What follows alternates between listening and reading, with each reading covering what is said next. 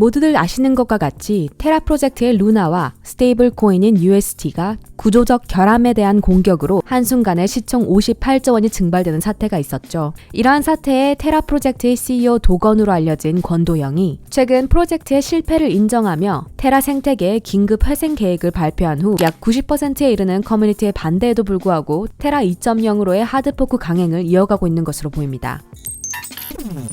안녕하세요 여러분. 오늘은 테라 프로젝트 CEO 도건이 최근 트위터로 공개한 테라 생태계 회생 플랜에 대한 내용에 대해 이야기해보도록 하겠습니다. 그럼 본격적으로 테라 회생 플랜에 대한 이야기 시작하기 전 여러분, 앞으로 더 많은 소식 전할 테니 좋아요, 구독으로 크립토, NFT, 그리고 메타버스에 대한 놓치기 아쉬운 소식들 크립토 누나와 함께 하세요. 이번 테라 사태로 인해 수백 혹은 수십억에 이르는 손해를 입은 피해자들이 속출하고 있는 가운데 한동안 트위터에서 조용했던 도건이 프로젝트에 대한 실패 인정과 더불어 현재 심정, 그리고 테라 생태계의 회생 플랜에 대해 언급을 했죠. 오늘은 새로 업데이트된 테라 프로젝트의 회생 플랜에 대해 자세히 말씀드리고자 합니다. 우선 제일 먼저 지금 화면으로 공유드리는 테라 에코시스템 리바이벌 플랜 2는 확정 문서가 아닌 새로운 네트워크 런칭까지 커뮤니티와의 협의를 통해 꾸준히 계속해서 수정될 예정이라는 점이 명시되어 있습니다. 하지만 현재 프로포절의 제목에서 볼 수 있듯 지난 5월 16일에 포스팅된 버전에서 업데이트된 최종 계획인 것으로 예상됩니다. 하지만 최종의 최종이 있을 수도 있다는 점 염두에 두시길 바랍니다. 그럼 이제 테라 생태계의 회생 플랜 2에 대해 자세히 이야기해보도록 하겠습니다.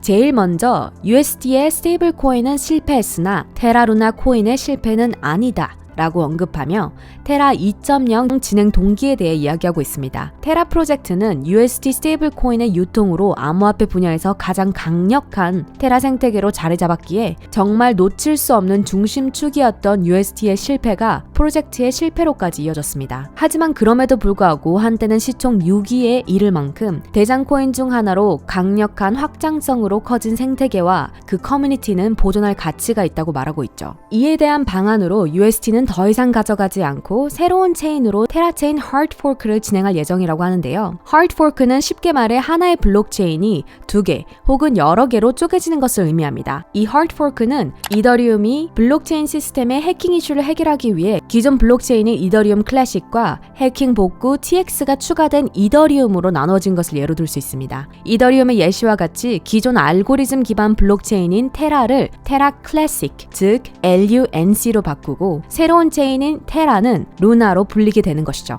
이 새로운 테라, 루나는 루나 클래식 스테이커, 홀더, USD 홀더, 그리고 테라 클래식 기반 앱 개발자들에게 에어드랍 예정이며 관련해 자세한 내용은 토큰 분배 부분에서 말씀드리도록 하겠습니다. 또한 테라폼 랩스의 월렛을 에어드랍 화이트리스트에 포함시키지 않을 예정이라고 하는데요. 이렇게 함으로써 테라는 앞으로 온전히 커뮤니티가 소유한 블록체인이 될 예정이라고 합니다. 또한 코인 분배에 있어서 테라 네트워크 내 앱 개발자들을 위한 많은 수량의 토큰을 보급할 예정이라고 합니다. 그리고 네트워크 보안을 위해 토큰 인플레이션을 중앙화할 것이며 스테이킹 이자율은 7%로 예상한다고 합니다. 앞서 말씀드린 것과 같이 토큰 분배에 있어 테라 네트워크 내 앱 개발자를 위한 많은 비중이 있을 예정인데요. 이는 블록체인 네트워크의 힘이 바로 얼마만큼 많은 뎁들이 해당 네트워크를 사용하는지에 달려있기 때문이기도 합니다. 그 확장성에 있어 뎁을 잡는 것이 얼마나 중요한지 알기에 현재 중요 앱들을 언급하며 이들을 위한 서포트를 최대한 진행할 예정이라고 합니다. 특히나 누군가의 위기는 또 다른 누군가에겐 기회가 되듯 테라 사태가 일어난 후 많은 블록체인 프로젝트들이 현 테라 네트워크 기반 뎁에 러브콜을 보내고 있기에 테라 프로젝트는 주요 앱들이 자신의 네트워크를 떠나지 않도록 최대한 노력을 해야겠죠. 이에 따라 도움이 필요한 앱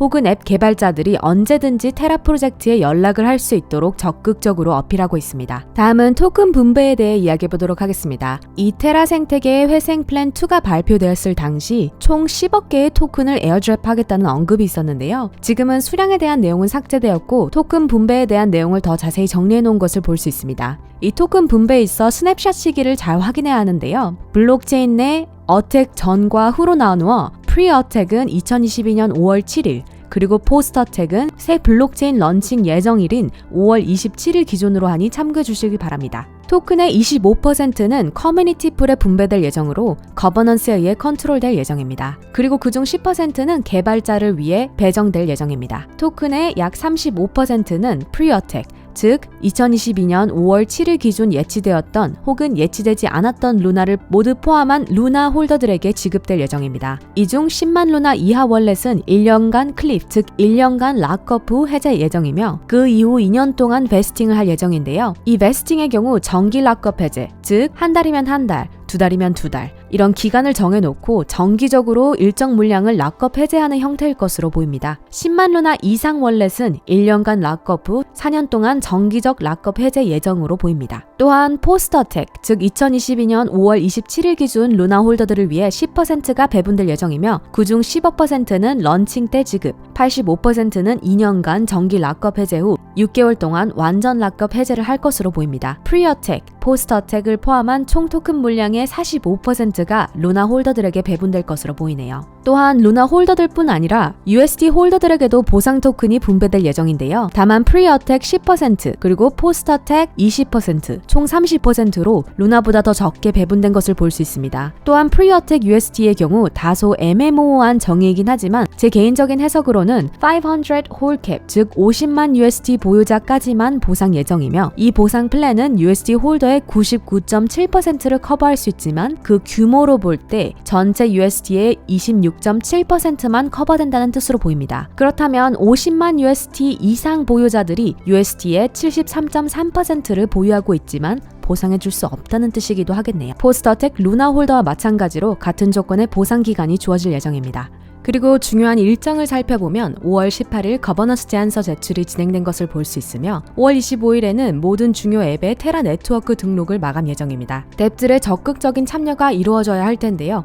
과연 어떻게 마감이 될지 의문입니다. 그리고 마지막으로 5월 27일 새로운 테라 블록체인의 네트워크가 런칭될 예정입니다. 물론 앞서 말씀드린 포스터책의 최종 스냅샷도 완성될 예정인데요. 이 부분에 있어 많은 유저들이 기존 루나 투자자가 아닌 이번 테라 사태로 단기 투자를 하는 투기성 투자자들에게 보상의 기회를 주는 것이 과연 공정한 것인가 라는 의문을 제기하며 불만을 표현하고 있기도 합니다. 그럼 여기까지 테라 생태계의 회생 플랜에 대한 자세한 내용 말씀드리며 현재 그것이 알고 싶다에서도 다루려는 프로젝트인 만큼 국외뿐만 아니라 20만 명에 이르는 국내 루나 커뮤니티들의 피해가 막심한 것을 볼 수 있습니다. 나흘간의 테라 사태에 다소 조용한 반응을 보였으나 현재 과반수의 커뮤니티가 반대하고 있음에도 불구하고 계속해서 테라 하드포크를 강행하고 있는 테라 파र्म 랩스 그리고 도건, 그들의 갑자기 바뀐 태도에 왜 이렇게까지 대응하고 있는지에 대한 의문을 가지실 수 있는데요. 현재 일부 언론은 이에 대해 부정적인 시각으로 볼 경우 테라 2.0 런칭을 일종의 구제책으로 피해 보상 활동을 펼치고 있는 것이라고 합니다. 국내에서 마찬가지로 미국 등 해외에서도 여러 범법 행위를 저질렀을 때 그 결과에 이르기까지 의도적으로 그러한 범법 행위를 했는지 아닌지가 굉장히 중요한 부분으로 작용하는데요. 지금 테라 2.0으로의 강행은 일종의 현 문제 해결을 위한 최대의 노력이 있었음을 증명하는 하나의 출구 전략이라고 생각할 수도 있습니다. 또 한편으로는 프로젝트에 대한 실패는 인정했으나 소셜미디어에서도 죄송하다는 말을 하지 않았기에 현재 테라 프로젝트의 하드포크는 자신의 죄를 인정하지 않지만 해결을 위해 최선을 다하겠다는 메시지 전달, 즉 일종의 책임 회피용이라고 고려되기도 하죠.